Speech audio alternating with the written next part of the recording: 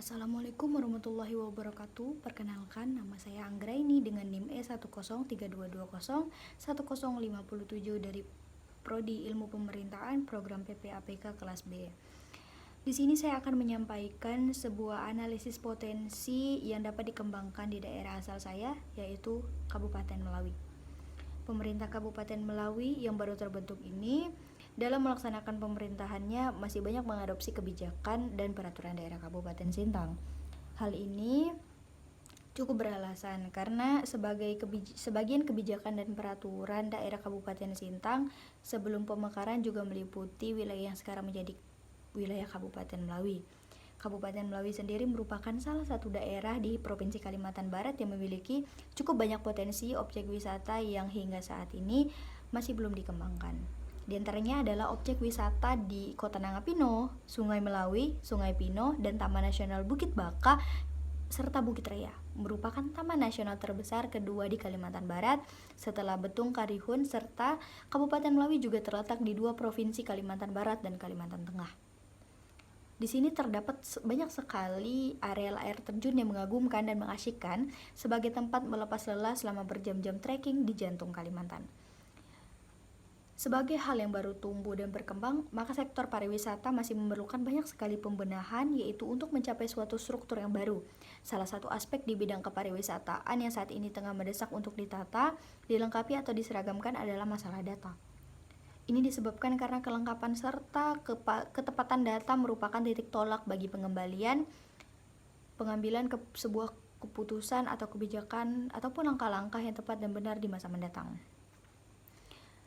Secara singkat, visi dan misi pengembangan pariwisata Kabupaten Melawi adalah mengembangkan pariwisata menjadi sektor yang penting bagi perkembangan ekonomi wilayah Kabupaten Melawi yang berbasis dan berwawasan lingkungan dengan citra tersendiri yang mampu mengakomodasi tren perkembangan wisata dunia.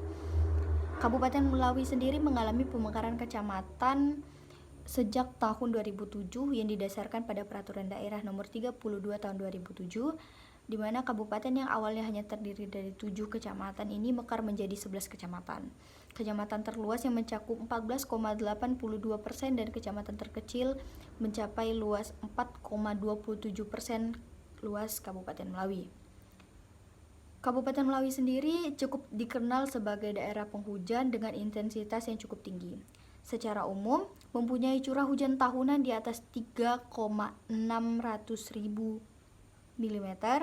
Sepanjang tahun 2004, jumlah curah hujan sekitar 4.593,5 mm atau rata-rata 382,79 mm per bulan menurut Stasiun Meteorologi Nangapino.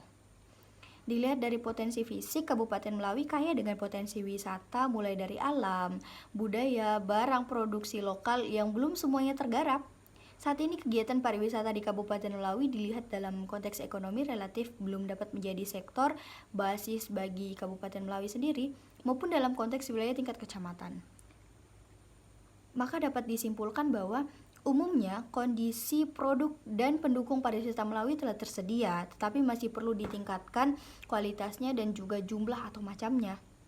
Program peningkatan produk dan pendukung ini harus segera disusun dengan jelas dan terpadu melalui penyusunan database yang terutama harus dilakukan serta dimiliki oleh instansi yang berwenang. Melaksanakan pengembangan produk dan pendukung pariwisata secara teratur dan terpadu disertai dengan pemeliharaan fasilitas yang tetap ada.